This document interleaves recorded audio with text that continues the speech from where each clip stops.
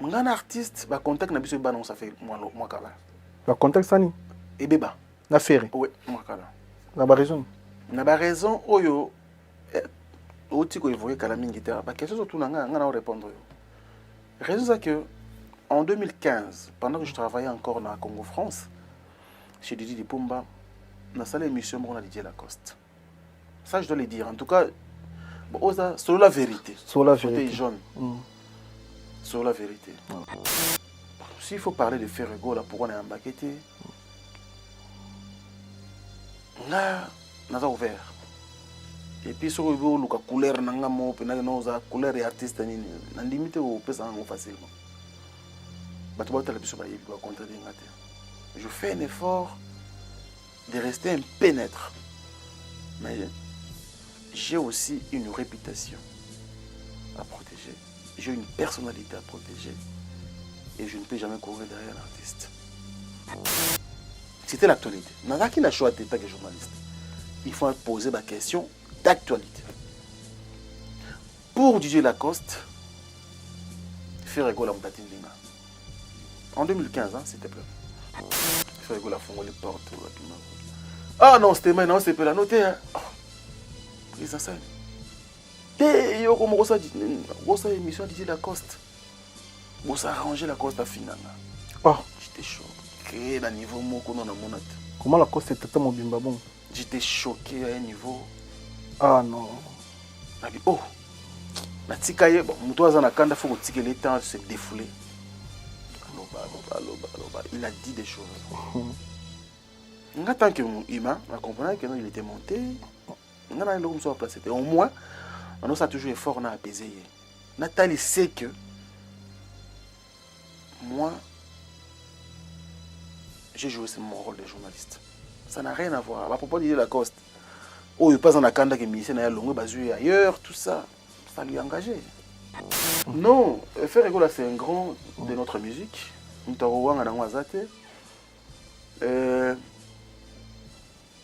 les locaux n'ont jamais 3 grands artistes de notre pays où ils ont décapé la musique valablement sans pour tout en faire.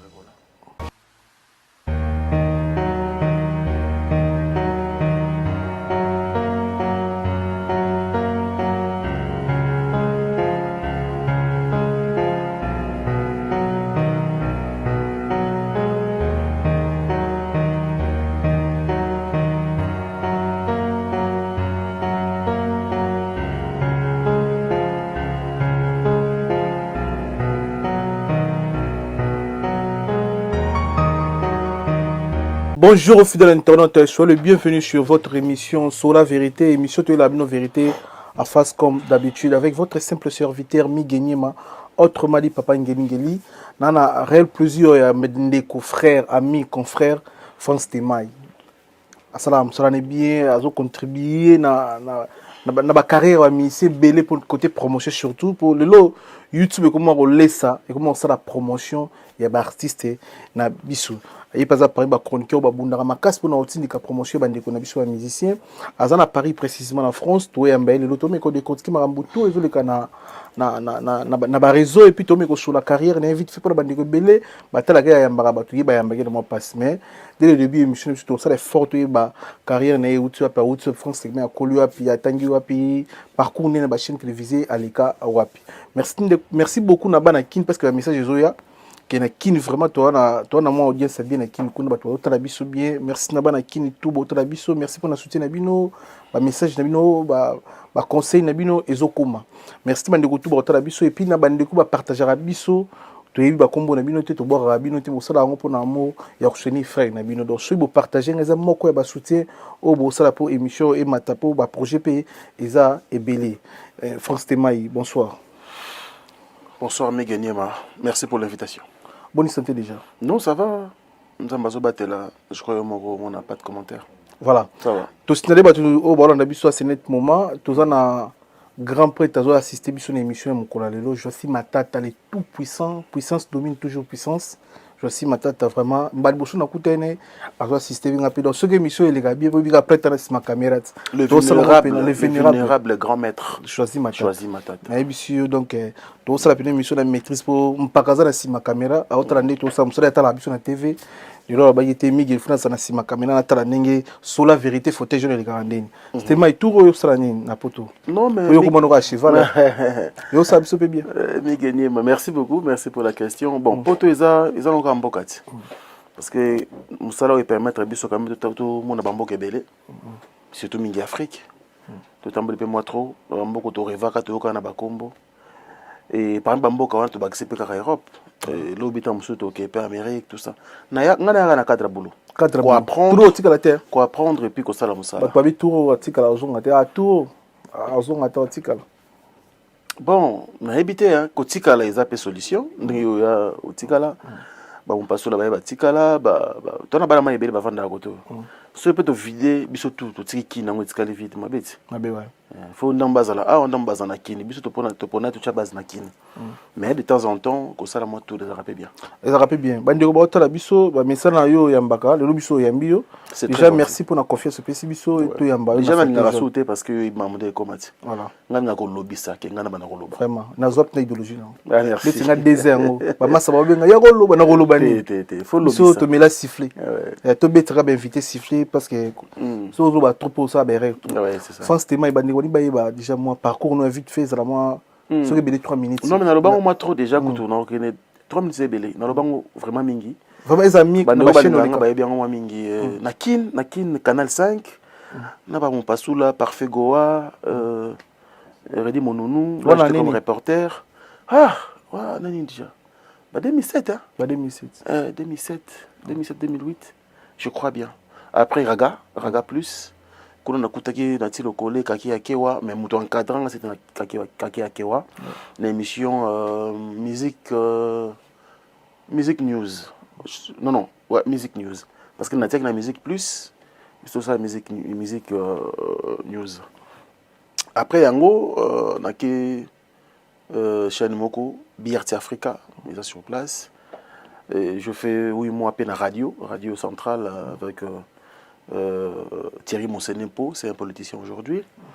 Et voilà, parcours mon laï après na basculé internet en 2013 parce que on a côté internet grâce à un ami au tuzarnaï Ken Piana. Il me dit sanga oh nazaki na héritier Watanabe. Ai singa ndenge ba okende poto ba ozonga ondre bande ko Kongo mikili. Ba otala mama mingi côté kuna. Mais c'est impossible. Internet, ou ça, bon, ignorant qu'on était, quelques jours après, a insisté. Et puis non, mon ami, il m'a pas dit Congo Mikili. A sali site naé comme on Congo Mokili. Non, Congo Mikili live. Il s'appelle Kadhafi Mbumboudi. Et par là, tu comme on a eu, on a comme on a na Kenipiana. Pas de souci, nous sommes à la TV, mais de temps en temps, c'est les mamans Eza, Boya Ranango. Nachi la rabino est moyennant quelque chose. Donc, on a élément na yo, c'est moi. Des places au côté international. Voilà. On a première mission na Irsel Pechanga. On a PC élément voilà. Donc après publication, je crois 30 minutes après publication, on a eu coup de fil. Il y a un grand frère que j'aime beaucoup, il me soutient jusqu'à aujourd'hui, il s'appelle Djongo Naimene. La terre avantageuse, les boss comme à Benginga. Ah oui non mais je t'ai suivi aujourd'hui, je te connais pas, mais tu m'as épaté. Oh, non, est-ce que le numéro, le numéro à France. Et il m'a dit, on est samedi aujourd'hui, le lundi, je t'enverrai un petit rien pour t'acheter du coca. Et dans ce moi, il m'a dit, on a TVA pour UAB. Madame, on a compris bien, ils ont rendez-vous, ils ont raison. Deuxième émission, nous avons eu Sila Bissalo à l'époque. On a besoin des fois de côté. Et M. Sila Bissalo, c'était terrible. Financièrement, ça m'a beaucoup aidé. Et ça, c'est un peu tout le monde. Et na kena na chaîne ando sala BRT Afrique na isi bango na longwe. Oh. Na longwe. Et l'internet. Ouais, na continue na internet. Et de 2013 ti mokolo lelo nazonga sur la TVT. Ouais, faut être derrière sa parole. Donc on a derrière parole na longo na tika na internet na longo Congo Mikili live n'ayez pas Didi Dipumba de on a biso à Congo France à Lyon et je fais 10 ans là-bas et en 2016 je crée ma propre chaîne YouTube et mon propre site internet www.congo.africainfo.net et voilà Africa Info le Louisa na ba branche belé donc c'est en 2016 que j'ai créé ça et jusqu'à nos jours. Si tout allait bien, ça fait déjà 15 ans, bah nous on a aventure. Oui. C'est-à-dire qu'il y a un peu mon biaka. Mon biaka, non, 15 ans, j'ai belé. 15 ans. Est-ce que ça peut être un artiste au Canada ou au Bangote? Oui. Oui, Mbate. Oui. Deti. Madilou. Est-ce que le Mbate? Là, il y a une interview par le canal de mon grand frère Natilo Kole. Avant de tourner clip, il y a Kupanda. Ils allaient à un casino dans la ville. Donc, comment on a si côté implémentaire réalité, c'était à Kombekimi. Natia qui a sali na yesko falinga pena sala après. Il était coincé par les tournages, toujours à l'occasion. Et Tilelo Nzamba Bengaye et puis Manilissus. On dirait ici là. Madilou Nargeta Madilou parce que c'est un artiste que j'aime beaucoup. Mais qu'est-ce que expliquer sur espoir? Tu as qui nini? Aux aki nango na succès. Ah, tu as sur la vérité. Na succès en plaire. Déjà, on a parmi les jeunes au lelo, tout le bas. On a dit bosso. Déjà, il y a poto zunga, chroniqueur à YouTube. Maman, tu as sur la TV, papa pimbo, ma banati le collé, mais le défendre biso bien. On a appelé ça. Vraiment, tu as la roso, alliance talibo, responsable na qui n'est posé. Et ça, il y a un miracle, il y a une confiance. Déjà, il y a au bas la moi, c'est qui ça? Mais qu'est-ce que tu expliques? Mon les amis, le revena. Tant ça, moussa, on te contactera na bon, mais Kili. Ah, on a pas petit cas, mais Kili. Non mais. Petit mon au Canada.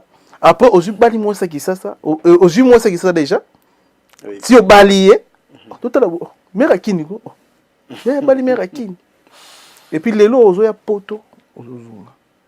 N'habite au Batama. Mais gagner ma non, c'est la question. En fait, dans la vie, hein, on ne peut pas faire comme tout le monde. C'est ça. D'accord? On ne peut pas faire comme tout le monde. C'est vrai, mais il faut être vrai, il faut rester vrai. Moi, c'est la balle, on a souffert. Donc, il y a une pièce, il y a 70 €, 70 $. La carte GB. Alors, à mon galère, à travers ça, c'est vrai, tant que je privé, le côté professionnel, c'est mieux. Mais le retour, quand même, il faut répondre. Alors, dans mon atteinte, tant qu'on a commis prêt à Kobala, natika yemuto ayibinga ayiba tant ayiba mais tant na zanonso na siliki et tant na zanonso na problème et puis tant na zanonso na bien. Elle me connaît. Na mona quitté bon na sala bon pourquoi et puis à salinga rien. Donc on a commis prêt à Kobala parce que mon bali tout a comme na moi habité. Stop. Si quoi il faut na sala vie de couple ou vie de famille. Nalaki bon tant on m'appelle commissaire à un moment wana nazonga kinaye ils avaient pour na façon pour récompenser bah moment on dirait un moment difficile il y a galère il y a calvaire nalaki elle mérite et puis avec ma femme to balana na masinanga a otobota par césarienne mais moi na kofi. C'était au mois d'avril. Et mon qui cadeau dans groupe c'était pour consoler mon thème. Alors à l'époque on était encore chérie, hein, même pas fiancé. Alors quelle douleur. Déjà pas solide du boumou. Et puis simbi moi en côté. Alors non. Donc on a ça dit sur le solo mon amour qui pessi makambo fallait pessi. Donc c'est-à-dire que mon bon bien à jeunesse. Bon à bien au mutu fa zo apena que la bande la vie. Avec bon on fait un sacrifice pour la moi et 2 mois après son accouchement. Avec non, toi qui est le mariage. Dans juin j'ai pris la décision et to ban août, j'ai fait tout dans le mois d'août. Voilà. Donc dans une décision en juin, Tobani. En mois d'août. C'était pour moi une façon. Et puis, je n'ai pas fait une erreur. Aujourd'hui, Maramboto, je connais bien, grâce à elle, parce que grâce à ses prières, c'est une maman pour moi. Voilà. Namusala au banane baïda. Et belé. Ah, et pas te belé. Déjà, je regrette. Côté question dans les côté. Les côté ba confrère, ba yaya, au côté Namusala. Na tout temps awa déjà, mutufuna regretter ma casse ces France de la Koubou. Puis à son âme, tout kunda ya, je crois à moi. Puis à son âme. Ces messieurs a cru en moi, je ne t'ai rien. Ngana tout le comme Moussala, na côté papa de Moussa, mon passoula na Canal 5, bah ça l'a déjà. Ngana tu parler, ça dit courageux. Dans tous les diplômes d'état, c'est quoi il faut na côté université. Mais par passion, je mets tellement ce travail. On va te faire un boulot. Mais parce que chaîne mon canal 5, on a TV. On a une adresse, on a une adresse dans la ville. À l'époque, tout le temps, maman Biomba, maman dit gal na boutique na c'est par là, massa mo na PC mbote Oli 5. Oli 5. Moi na maman Biomba, na PC mbote changa pote. Ah on a immeuble NBK. Oli 5. Immeuble ya papa na biso doko. Atika ndule Oli 5. On a kenda Chine ou Dubaï, comment on va là. Donc on a comment et na mona Edi Diakanoa, alors comment on travaille na Kofi.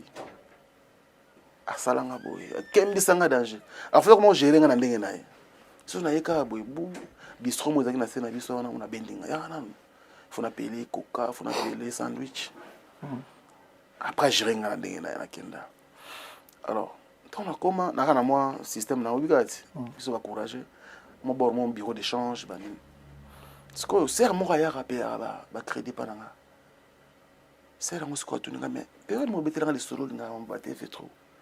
Et tu es parti. Aux a passé de la vie, on a qu'un chaîne mon boy. Non, qu'on a coûté un aïe, on reste sur ma vie. À Géranga, ça fait presque 3 semaines. À Géranga, mon sangata moutouté, à Géranga, na quoi naïe. Avec chaîne, c'est Canal 5. Abo mon aki nani, natangeli combo. Avec Zongara, même chaîne. 2 jours après. Et jours après, Sangana Zongana, même chaîne. La même personne, Yeka Moutayambanga. Mais cette fois-là, ils arabes, il fallait il y a des gens qui aiment leurs prochains. Il y a des gens on a masala on a pona ko aider. Batoko ba France la Kubo on a payé son âme aujourd'hui. Azwanga adoptanga apesanga une équipe à l'époque fallait pas pour la zala pas souffrir comme émission na biso. Journal de la musique. Moi j'étais le reporter. Reporter de bosso na sala on a soleil wanga.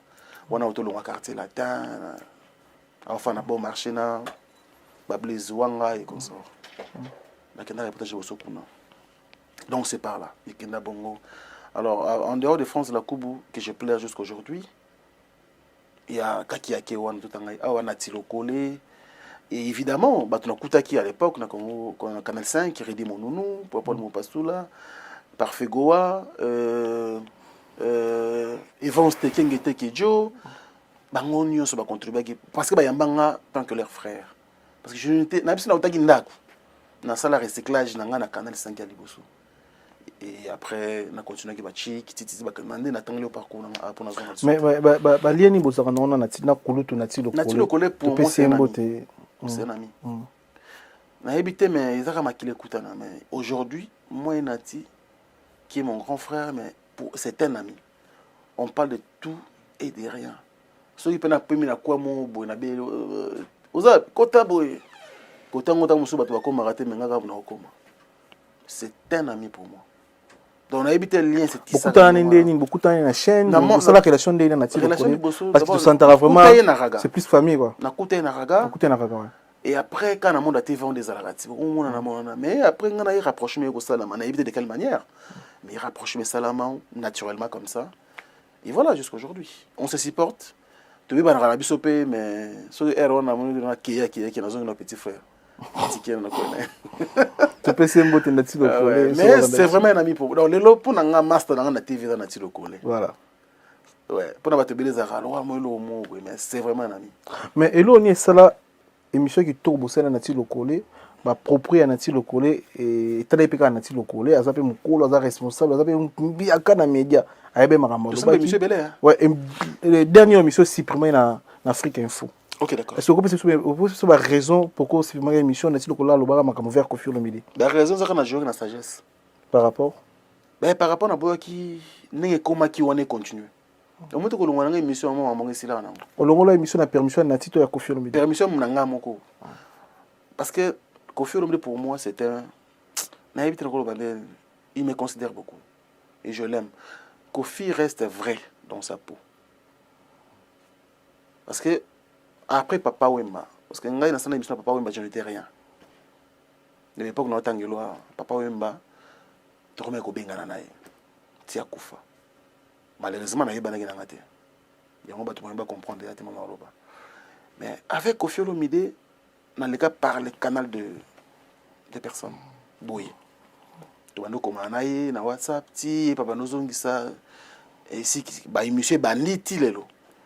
Alors muta bongo soka bengi yo avec un cœur meurtri. Et ça va bien été. De l'autre côté, Nathalie pe nati lokole ngai te na cause la cause il y a opposition à Banona Koffi Olomide. Nathalie qui penait une émission parce qu'il y avait une forte pression après la diffusion de cette émission. Il y avait une forte pression. Il y avait internaute nanga, il y avait fanatique à Quadra, il y avait Balinganati Lokole, ça sonnait de partout. Avec une non. Non, là, me porte conseil. Parce que tu t'imagines l'émission, on a posté 1 heure du temps après. Et comme on a 15 000 vues, tu t'imagines? Et tu as 10 000 vues, on a bloqué commentaires. Parce que dans les commentaires, on a alimenté déjà mon lot. On a bloqué nos commentaires. Maintenant là. Parce que pression, il est trop, mais on a un journaliste. Mais on a un marambo qui est au Tongo. Et on a un la mouka. Parce qu'avant on a un téléphone, on a un tout. Il faut nous prayer. Na bouki na bolongo. On a si et l'autre a mis balé na sala. Les autres libota. Ça va balai nan OK na déranger bangote. Troisième elo le téléphone pour biso cop na biso ngwana. Tel no bureau solo ndeni. Na mo je bapela na tiloko na mto benga na 6h. Keba. Keba bizarre. Na zongela ye. Mbiaka ndeni na vie grand frère général a bien et Matingomba grand frère Anati le collège général grand frère général Chulungu avec le PC Mbote à ça la chancellerie on doit décorer ba star sur ba Koffi ba on ça a décorer à titre posthume c'est le grand frère de Anati le collège le général Chulungu. Alors tant on a bon on a ébi déjà que grand frère c'est un homme intègre. Et puis, il y a des dosara dans le collège sur la fâchezaï. Donc, on a déjà son, on comprendre à quel niveau on est kendaki. Et grand frère Nati le collège, c'est l'ami de Koffi Olomide. Ça va très bien. Ça, je te le dis. De moi-même, déjà, on a réfléchir. Bon, au bout d'un habité, tout en journée, nous avons on gérer. Quadra, à Abidjan, non, la Côte d'Ivoire. La Côte d'Ivoire. On a comme à 14h, on a un coup de fil à Koffi Olomide. On a un car, on a un boulot. On a un côté, on a garé, on a rappelé. On a yoki, on a tant on a saisi que na bengi na tilo kole na yoki pe na tilo kole allez ngas qu'on a permis pour notre décision na une décision nanga na zongeli bango me balé sous pour na une décision na zui bazaki nango d'accord et après et comment est-ce qu'on a problème nanga na bato balinga Afrique une fois c'était grave ba na Instagram na zo pression moko na les alati. Mais à un certain moment, il faut qu'on use la sagesse. On comprend. Parce que au moment où comme membre de la justice quoi t'as déjà comment qu'il faut justice il faut le coller pe côté il faut jouer la sagesse na bon moto et je pense que décision on a zoa que ça décision ma bête bato ba tela biso je crois ba couper ça ngateur pour preuve mutakenda be parquet azala soute mutakenda parquet azate forcément au ça na YouTube au ça na télévision té de là YouTube c'est un moi titre moi genre faut bimisa moi invité moi maloba mabe moi mu neti kana calculer moi lo mo faut diataka awa et ça biso ata moi ba partie tac bon toi bien noté nga monsieur silitaire na rose ba près ko bima OK mais zara mtema pembe tesi basket na pembe latina eli tu polo polo vraiment ninga loba batembola ninga loba lelo ozo regretter YouTube peut dire et ça ba problème na ba rankine et surtout côté ba ministère na mission au conseil émission donc classique na motu boy ba propre motu wana et kenango yo etali yo kote ba propre motu au juka ba ngambo lobaki au tient na ba tac émission et puis titre au titre selon image il invité na yo on a grand prêtre mo ministère na uté pa na et choqué n'habite sur au contredire biso to eza vraiment totoni na comprend pas bien YouTube so zino na TV on ngozo msto ba rankine belete et surtout côté ba ministère na biso YouTube c'est un monde il y a bien invité éviter lobby à s'exprimer yo ji makambo ya lobby au tchona ba temps fort na ba temps fort wana au titre kana makambo ya lobagochi momona msu mission zaki ex ya wera to ex ya jibim piana to ex ya ferregola to ex ya venabiso di cap omona na ba patron na ba ancien patron na bongo éduquer la biso ba rankine par rapport à ba ndeko na biso ba sala ba émission de télévision en fait on a ça clair hein à tout ce qu'on a côté professionnel c'est ça. Nous avons beaucoup de responsabilités. Il y a une rancune entre les artistes ou entre artistes et d'autres journalistes. Ça veut dire que Bissot Likambo est comme non, les propos tenus dans cette émission n'engagent que son auteur. Et nous oublions que ceux qui invitent Nayo à tenir discours toi ou à sali à lobelo comme moko boy et quoi na na justice na OK à diffamer moto moko boy quelque part justice ko landela jeunesse abandonnant la question si il y a une réponse en ce moment là ba propos tenus wa to loba wana ici les valeurs le journaliste n'est pas là à pousser son invité à finir à motu. Tu as retenu à propos de discours toi à une tierce personne. Ça c'est il n'a rien sonné logo parce que dans mon le problème comme belé na internet et comme nga zanga journaliste nga salika musana nga yimta lobaki te mais utuna kiende nini pour mutako ma niveau. Tu n'es pas là pour énerver ton invité. Ça c'est de 1. De 2. Ba propos on a roloba awa naza conscient qui peut satisfaire tout le monde tout comme n'importe quel invité au na kitio ya jaune na linga mingi ils sala makambo mikolo et fauteuil jaune merci ba propos na bango côté il satisfaire bato nyo sauter ça c'est la loi de la nature mais il faut yo journaliste migeni manongo vandiwana ou il va limite now. Ça c'est très très important. Tout le monde dépasser ma borne. Tout le monde ça marambo. On est qui boudi parce que c'est l'internet. Ils existent, ils t'ont gâté. Pas tout sur l'internet baba zoba. Il y a des gens intelligents dans internet. Et musala oyo ils ont un règlement. Musala oyo ils ont un principe. Musala oyo ils ont la déontologie. Donc ce qu'il y a ce temps ou moyen, il y a aucune classe exacte. Pour ça, on a pembeni à montoyo, à quand même classe il y a musala. Tout nous attend quelques questions ou apprendre. C'est très important.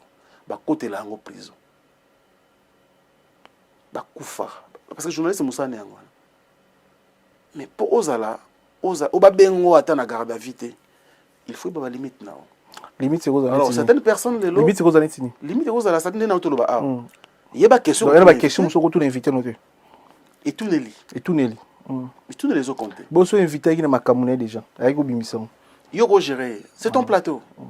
Il y a une erreur. Mais au gérer n'a-t-il le collé. Mettre il y a plateau où tu vas dans son balai boy. Au gérer n'a-t-il le collé. Si. Raison pour laquelle tu as confié à le parquet. Et puis tu as parqué les bobengo. Bon confier au bengo. Comment? Na parqué les bengo. Ce qui est choqué pour la question à ton le collé, confier un reproche. C'est un intellectuel. Ah ouais. Il t'en fait pas. Un gars le banane que yo pour pousser qui est. Vous comprenez? Et tout le monde me sonne le collé. Parce que mon téléphone là trop. Donc on a lobby ka pour mon lobby que non journaliste des fois tu as victime. Des fois victime. Il y a propos va inviter na biso. Au moins une personne à sécurité tout ça va nous à inio. Mais à 70% aujourd'hui, vous allez être responsable. Il y a rancune. Parce que vous en avez posé il y a attaque, vous en avez posé un titre et puis vous en avez posé peut-être au cosa. Ce n'est pas ça le problème. Donc on a un souka mais ceux qui m'ont demandé que non, Migeni va toujours questionner bien. Franck Stéma son invité à répondre à ma question bien avec ses moutoutés. Et qu'il y a une cas à s'épeler. On n'a pas de choix. On n'a pas de choix. Et ça, il y a des choses à ma baie. Biso ba chroniqueur. Il y a YouTube. Ouais. Oui. Ma baie. En tout cas, pour la polémique, beaucoup plus pour la polémique. Polémique. Et pour nous tous, bon, peut-être faut y peser à bisoter parce que au moins tant que tout ça là cahier des charges et chaque émission. Tout ça là, dans la rubrique on a public cible. Alors aujourd'hui, le public qui consomme nos émissions sur internet va préférer Nini. Quel est ce public cible? Polémique. Baza mukio balinga ba émission réfléchie, baza mukio balinga émission un peu carré. Mais ceux qui gardent ini et que boy. Ils m'ont moins nombre de vues. Autant l'émission na le collègue, tout ça émission na le collègue belé, les émissions où na le collègue yé na bimisi boania. Ça dit gaye gros au pesa court. Et tellement ndenge tellement bon temps. Mais quand ça clash, tout beni ko kabolango. C'est comme ça le problème. Donc en fait un vrai public la biso pour ça biso na bongo. Mais il faut tous la moi mon prudent. Pour tout mais la peine à Moussala parce que c'est toute une carrière. Voilà. Afrique Info et ça la rendre procédure ni bozarana pour artiste na émission de notre chaîne. Procédure ça rendre ngezala to bengani invité tout les profils invité tout les ce dans l'actualité oui mais awe koloba nini tout tali après tout calé jour en so et coïncider bon oui on correspond dans le programme Nabiso c'est bon. Et arriver à peu invité a été oui à plusieurs reprises. Bon les contre-temps à la carate ngana a deux fois tant dans mon photo Instagram au deuxième fois on se comprend na yiki ba de costume koko mon nzamba otala bi atoka mo oh yesus de costume koko to pese la technique aussi to pese mote la technique soit ses caprices on n'a pas de choix donc au bengisi muto aye a eu problème mo bo tam sous contre-temps mo bo on vouloir arrêter c'est tout ça expliquer yo que voilà des dommages dans Kouyate pour une raison telle. On vouloir et pourquoi. Ça arrive. Donc c'est un peu ça. C'est voilà. Afrique Info. Oui. Tunitoyeba. Ferregola les padres. Alors tout le monde dynastie. Sous un album, banzemba qui trouve festation na Ferregola les padres. Toc. Avec José. Voilà, tout ça qui peut na ba Gaulois. Pour soutenir l'artiste, pour chamailler des boignes, pour partager, pour la distraction, pour concurrence, ces angatina, pour tindika, faire rigoler la peine après 5 ans pour tout jouer sous un album. Pour chamailler pour Gaulois, puis pour chamailler pour au d'être au lobadère, tout informer pour tout. Mais Afrique Info, non tout le monde a place aujourd'hui tenté pour na faire rigoler, et surtout côté promotion déjà. Et puis à part Rwanda, non tout le monde a Franck Stéma été faire rigoler à trop na kin qui na poto, au Yambaye. Tout le monde va éviter de en Afrique Info sauf faire rigoler. Par exemple, éviter nos balikati. Bah réseau là nous c'est biso lelo ba Congo ba tala biso partout. Tout le monde attendait nos salles pour yamba games. To ban oza ba te belino yambite mais to bino na faire to yeba. Tendez nos salles pour yamba games. Vous avez même ça mbale. Te bon on a noyet. Au comment? Non, il obligé. Non, faire rigoler c'est un grand de notre musique. Ntawanga na ngwazate. Les logos tanga jamais 3 grands artistes de notre pays où ils ont décapé la musique valablement sans pour autant faire voilà. Alors biso ba journaliste chroniqueur culturel tout le matière ndenge lobi awa album Dynastie ya matière pour na biso et ba invité tout nga ba critère ndenge ça la mana il faut to bengana donc faut banana nous cause contact on a invité et puis deuxièmement pourquoi on a épinglé Gims parce que Gims nga mona benga eta na benga Gims ndenge c'est son équipe m'avait contacté ba ko na jet awa en France et na eu coup de fil RTL comme à telle place tozala wana lukela biso des membres de la famille de Fao yaka na bango wana ba membre pena c'est-à-dire ba famille kozwa camarade famille wana staff ya Gims ba ko ba umba benga mais non ngana benga Gims ndé ngana numéro l'état encore une fois de plus merci vraiment na staff à Gims moi faut changer rappeler ba couleur ba journaliste Gims ça professionnel ça ouvert l'esprit bozo aka tek mutu moko akomisa Gims ndeti immeuble nae achara ba locataire na kati ngaka se ko le travail chroniqueur to journaliste moko vraiment félicitations à staff bref on a que le droit au but on t'a bien comme on est Charles Tabou manager le grand manager to pesi on a papa na biso le seigneur Rochero paye son nom on se comprend donc il faut commencer par les contacts on a contact et puis évoluer s'il faut parler de Ferrego là pourquoi on est en baqueté là naza ouvert et puis sur le cas couleur nanga mo pena noza couleur et artiste nini na limite au pesa ngo facilement bato ba tala biso ba yebi ba contredire ngate je fais un effort de rester un pénètre mais j'ai aussi une réputation à protéger j'ai une personnalité à protéger et je ne peux jamais courir derrière un artiste. À plusieurs reprises, je fait des plateaux. En Afrique, il faut tout libérer nos anciennes vidéos. Au moins, on a artistes à mission Ferrego. Non, les 80 glo langue ming. Faut même un mot, en tout cas, belé hein. Ouais, en tout cas, belé. Alors, parce que tangi, au moins, Afrique Info, en 2000, vers la fin de l'année 2000. Non, au mois de mars 2017. Pendant que je travaillais encore avec Gloria Olangi, on a PC Mbote, à Paris, je suis critiqué parce que l'Afrique Info est comme elle roule Zamba, il a fait rigoler. On a tout fait pour accompagner l'album. Qu'est-ce que j'avais dit à l'époque? Sorti Nango, tout ça la faute directe. Ngai moko j'étais comme technicien. Tout ça la faute directe.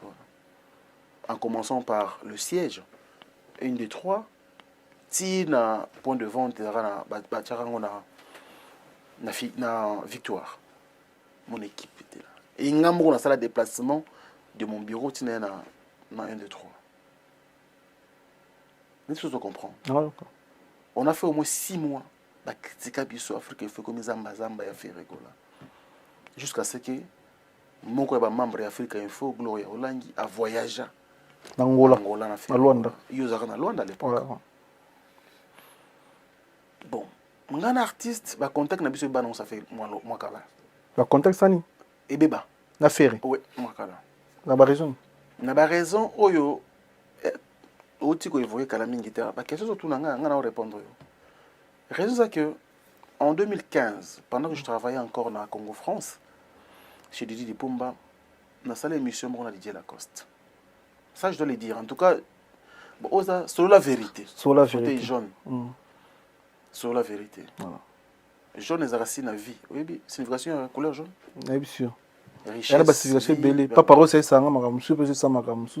Richesse. Et puis vie. Vie. Nayamba Didier Lacoste. Quand les alliés, tu es un artiste, on a tout ça l'émission.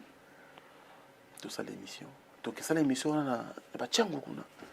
Parce que la coopération est na mutu moko na ibisi nga il faut na kende na libérer technicien kende to créer place moko boye na quartier 1 na Njili chez Bienvenu Kamba Apocalypse Bella to pesimbo Apocalypse 22 Apocalypse 22 plutôt.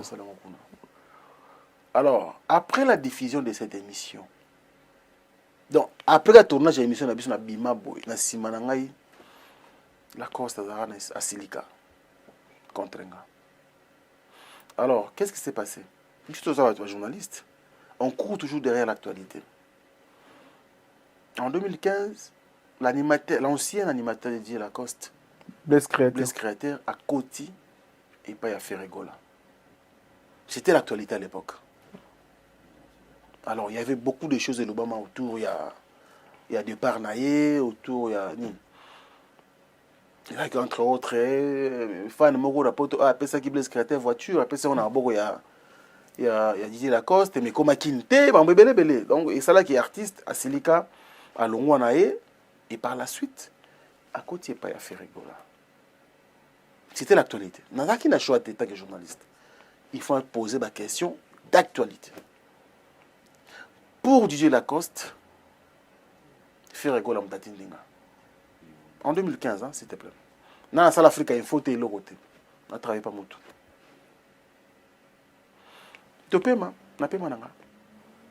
J'ai un ami qui s'appelle Keno Mukena, à Londres. Il dit, ah, non, mais il qui fait rigoler dans l'album. Qu'est-ce que j'avais dit toujours? Il y a un album. Il y a un album. Ça a de tant mieux. Il y a un album. Il dit, ok, il n'y a pas de problème. On a bien Blaise Mpolo. À l'époque, il y avait le secrétaire général adjoint du groupe. CG, c'est la copie de CGA. Ni copie de boy. Ah ouais, ok. Naozongela. Non, tu as un studio. Na RTNC, je crois pas. Na RTNC, ingénieur ni wana. Sur vous appelez rapide, yaka. 2 ans après. À l'époque, dans Makolo, Express. Il y a comme un studio. Il y a pas motivé à $500. Tu t'imagines? Donc, il y a qui show, il y a qui pendant motivé à Zanzembo. Donc, il y a qui tellement Zanzembo. Il y a $500. Il y a comme un studio, il y a Blaise Mpolo. Ah, il y a là, après, dans la cabine. Ah oui, banine. Tu patientes ensemble, moi, solo, kaka, naina mo batulanga, ini ba, les ça tout boy. Tu peux t'asseoir solo. Ah, na moni de, attends la baie vitre, ah, on dirait, à vider, à obima. Tu pousses au niveau de ta porte.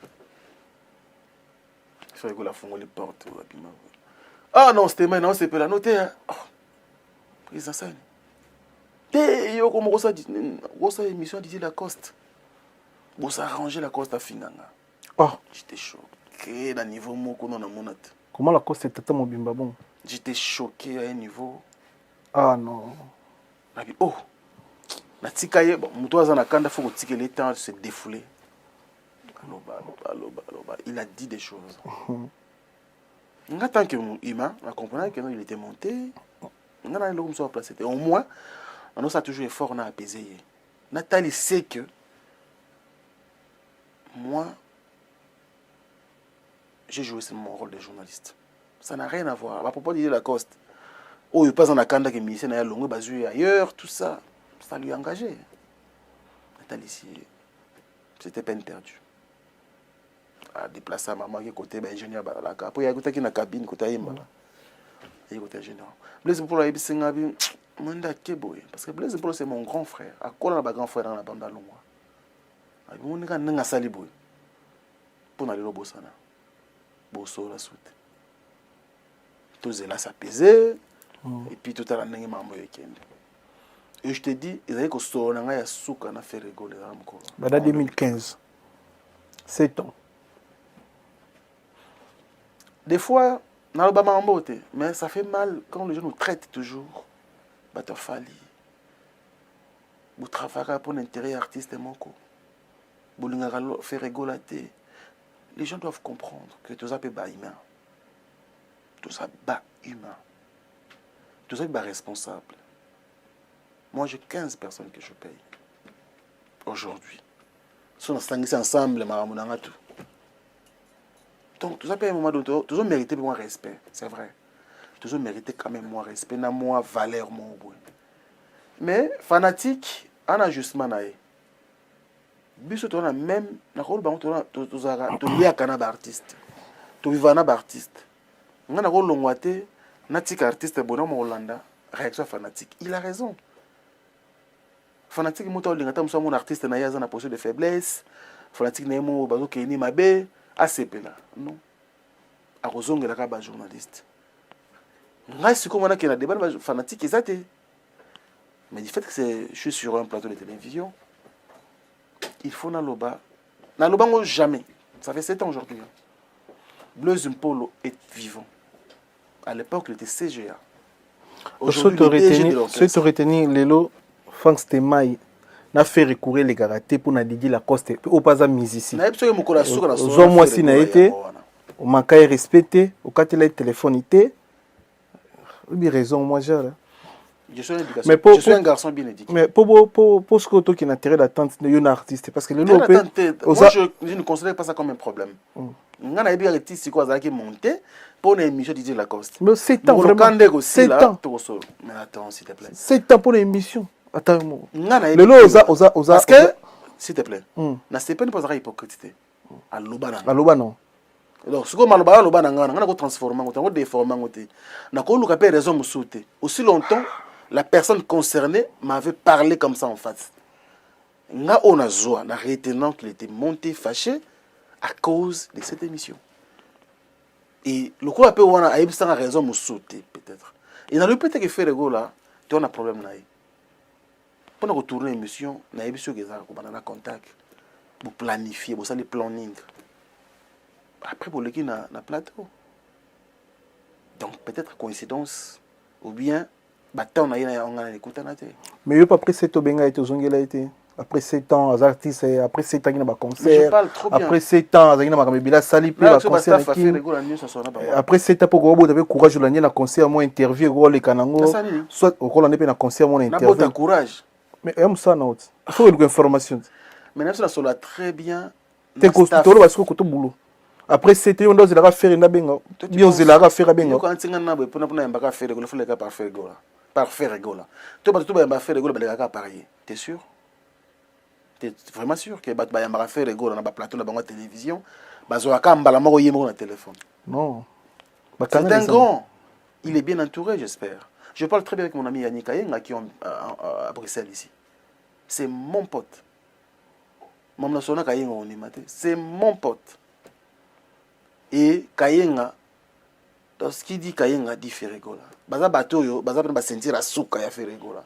Bayani Kayenga, bayada dango abana. Batu, nazala bango ebele. Nazala na solanga bane chapindi plein de grâce. Na solanga Blaise Mpolo, Tilelo. On se parle bien, c'est mon grand frère du quartier. Na solanga na Tracy Elisa. Trop bien. En fait, na sango te qui a problème. Na mona que l'artiste azaki choqué. Il n'a pas aussi tort pour ça. Asamutu. Il peut être dérangé na propos quelconque. Asamutu. Mukolo kanda wane ko kita peut-être to ça l'émission. Mais si on préféré ou encore na lingi na loba yango na fongo ni motema boye. Pendant ko longola pe na mitu ya bato équivoque wana ke biso ou ngai comme ngam na liboso na yo. Na linga faire rigolater ou carrément on est payé par un artiste ou bangbazoara comme Fali. Dans la rue, j'aime quand papa mon pasteur le dit. La rue n'est pas que biso afutara biso pas Fali pour pas. Donc ba ngole kifa kwana, ce qui fait rigola, peut-être il y a na plateau nangate, la raison pour moi, ils ont auto évoqué. Et rien d'autre. Toi peine arrêter to rosa, JB piano tout le monde était hein. Si. Papa, na mata podium. Yosu mona JB mati journaliste na podium. Ngai mata tete bavandi, bavandi. Ngai mata na yo mata na podium yo yamba na ngola. Mais na kin, na bibwa. C'est-à-dire qu'il y a une autre appel à Frank Stemai et côté la biso. Voilà. Image sur internet. Mtazo image na bibi ka pinga mtatindela ngango. Cameraman nanga mona ngoneti akokata boka. Ako filmer. Papa chéri. Yema on a fanatique papa chéri. C'est comme une blague non? Pendant que je suis ça dit que des la moi break banini. Azolo balo babani bon. Toza pena Frank Stemai côté la biso lelo. Cameraman nanga ko zo image te. Bibi ka pinga mtazo image wana. Na matin na podium. Bien correct. Continuez à bon boulot correct. Motopamba. Mais lelo est-ce que vous appelez le gozo MC va na kona motema pona ba mission na biso. Ba ranking, ba problème, ba ata mokote. reproche ezate non on est bis toi on a fanatique tout ce monde qui nous regarde ba fanatique ba musicien bien sûr donc en quelque sorte toujours la lumière pembeni na bango je suis trop gentil avec eux ata musicien wa lingana ngate moi du fait que naka journaliste chroniqueur culturel donc j'ai servi quand la musique na ça la biso bien na cause na elo monter na mtema na contre un artiste n'importe quel artiste na bango na mtema na mobimba parce que moi je fais ce métier par passion na lukela ngola arte lo na biso na banda musala ngoti na par passion na linga rango donc n'apprendre ma belé pendant que j'exerce ce métier. Évolution album Miange mi demona kinde. Des fois. Nga mo na fan album on na kufa. Ozo plaçant na album Murumba c'est le album Murumba na niveau de plaçant. Numéro 1 à Kine Kangi Kine.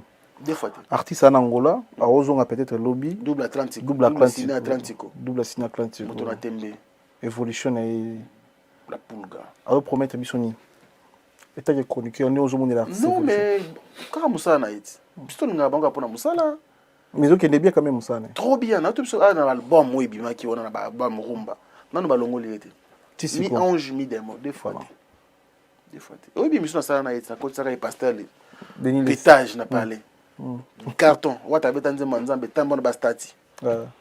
Tara na sera ida nga na parler. Za briefing ou bien za improvisation na ngamona ba ga okata na malobe ekima yi tant que pasta betelo mo nzambe abaninze mo na wata bo émission mais na bisio tango publication de salama bato bazo laksa non bastati bato ko bukana et puis à la fin ce que je aimais chez wata ay papa félicitations nga fone nge panza na ngai quelle sincérité yende côté on a compris non goga côté on a vraiment ezaka yo te biso nyonso soki osali eloko bien abengaka ye abengaka abengi to akomeli yo côté on a umela bafrère ebele la pour cause nostra Fabregas ba problème ezokweya toujours pour toi ici batikali États-Unis même chose ozomona onde non nga ozomona ngo eza ibandela kozala grand ibandela kozala un grand papa ah ouais parce que un parent il faut kutana ba problème na famille peut coller ça au bout de la carte non tension hypotension hypertension tout le monde va perdre yo et jeune na wana mais le lopo sentir de ta génération na yo pe tension ko et ça prouve que il y a maladie ya ba responsable le bana mo fiston ça et ça nous va parler de tension là il y a ba responsable il a que comme la responsabilité. La responsabilité. Mais comme la Fabregas, ça prouve à suffisance qu'il y a comme une responsabilité. C'est ça un leader. Et puis, aux hommes, on a qu'il n'y a aucun des meilleurs qui continuent à percer. On conseille pas ça. Pas Fabregas. Ah, continue ça très bien. Il y a un maître Rabissoti, maître Ndoulé, maître la musique congolaise. Donc, il est très bien. Et puis voilà. Ah, ça sera toujours fort. On va continuer à fort. Et ça va bien. Wenge li soronde na kin yo tikin wenge stade mature te susu yango nga na iya wati bon obandaki na falo bana nga na yende pona masola wenge yo faro biso tuna ki yo musala na musala mais yo sko continuer na musala na nga na te falo ba musala nini no musala to ebika ki fosala be émission papa nga actualité partout ezali wana mona ke bato ko balempela il faut ko anticiper hein on a betaki na temps on a commis na tozaki na yo le même jour na komaki na biso fona beta no bela mbangu na betaki bela beti na grand pata mpela na zongi boisco na programme na email alias lobby to beta na ezaki lelo mais pour na programme na yo pour na respect na yo na ebisi to chango lobby merci ouais donc to beta ngo lobby na grand prêtre Emilia ainsi de suite na continuer donc na ye pour na masola wenge mais na kin masolo eza penza na eza kolala il faut vraiment toute une machine parce que au moins lelo eza lokola to bango lokola renaissance ya wenge on est tout terrain donc il faut vraiment bah jeune ou bazaki pour bisto vivre quand même au Nyango mais on était encore tout vraiment trop jeune bana muso abotami lelo 25 27 ans aibe na mama monate donc il faut vraiment makeler les belés voilà voilà et ça les biso sur na plaisir ko yamba to chela yo photo soit vidéo Il y a... déjà. Non, tu commences à vers la fin, mais non, tu cité. Hein. Tu es à bord de cité. La personne va monter. Personne va monter, ça la personne va monter. Le vénérable grand maître choisi ma tata. Ça dit que on va monter bimi na mboko. Tu as 10 ans à azan a raté. Si koyo a longo na niveau mabanga ikomira banzembo. Donc songo boka e ngana ko pexo. Zelo zaka mbongo no mbala moko boyi manzembo. So pour lui 2 3 problème ate. Mais libanga mbete, libanga te. Alongo na niveau na libanga te. Nzembo. On appelle ça mbote bele sika otala biso. Excusez-moi. Et puis la pesi mbote na mutu nanga spé rosole monsieur le président. On a staff ya bela, ça veut dire que vous sentez na bela au komi batu bazali mobilisé donc non. Cause on a battu ça bien. Na mona ba la soirée. Des fois tu dans spé rosole monsieur le président. Na mère na biso Gisèle Matota bon rétablissement mère. Alain Dinamolo mo surprise agréable bogati na poche. Ya Majani Samba Kondi. Merci beaucoup pour tout. Ba grand prêtre quoi de Kos Mukoko mo na Nzambe na pesi ba mbote. Et puis na mona mbala moko Olga Mokonza Belo taka mama Olga wana mbala na bimate. Mais tu vends ça père libana ti ba 3 heures. Alinga ku mambo wana te mais lokola penaki c'était faux c'était mai. Père habité pour na yena oya. A marakar mo ya mo beso ya massage na kati. Na poto bakara sigela na pesi mbote papa na J bambote belé et puis na Belgique wana olimbisanga migenie manake ni mwambangu olimbisanga ke mwambangu donc na Belgique wana mbamona moni batu na ngai lokola ba Mariano Moyo très fort et puis Lolo Mabanza ya Amida Moulala donc bango ba ki pena na sentir et puis kuna ba nosmi ma 100 pour bala côté kuna mais ce que na yeso koto na Paris na mona mbala moko venanga Jules Dikando motema ya mapo finini des fois donc il y a toujours présent et puis Jonga Okula boss Jonga D donc des fois moti na vandia ça dit que azui na foot hôtel tout mon Jonga ai bien ndeni mambo ya logement tikelanga mais hôtel nini donc boss Jonga merci pour tout un partenaire Faza la Bongo et ça l'a pensa bien Otto Sinjeka Bob Jonga staff mobimba Maxime Ilunga il y a l'homme de solution aux problèmes graves. Ce problème est très grave. Maxime Ilunga soyez et une solution. Donc jeune mogo mais des fois très fort et puis merci Kouana Suisse merci la première dame de Lausanne motema ya vient abiso gobelisha parent rich on dit Luawa un enfant pas comme les autres et puis maman Monique Zina wana Bruxelles maman mère nanga Monique Zina donc maman au penda ça dit que petite sœur maman nanga mais yindi muta beaucoup linga quoi voilà basé belé famille amunene et puis belle famille nanga na moni mbala moko na Londres to baxelo de Cosmo Coco na zaki ne yes bi magdi nzambe mwana nzambe de Cosmo to pese mbote kulutu et puis na ko bossa na jamais Jimmy Chimanga porte de la chapelle voilà non très fort malomba alaka partenaire officiel et émission yo hein il est tout le bien trop so moni boye t'es beau affiché il est tout c'est les publicités tout monde chaika na kati publicité de kaka ça dit trop ça dit que porte de la chapelle les autres bon on passe metolio porte de la chapelle penze belé à travers le monde mais tout ça Jimmy Chimanga porte de la chapelle en tout cas merci pour tout nous sommes vraiment reconnaissants bandeko tout balinga Frank Stemai au moins les émissions mi gagner manako bossa la mena wa récupérer binoka na ba récupérer bon tout ils ont conception émission na biso chalo shot photo shot vidéo et puis apôtre Kokobar pardon apôtre Kokobar apôtre ngalinga libanga te yazaka mutu na biso apôtre voilà apôtre to elo to bumbela ki yango Frank Stemai zana biso mutima pembe na ba question to na ba nyamitima na biso to tuna propos ya vidéo to photo to chila yo voilà pour na yo voilà l'américaine Gloria Olangi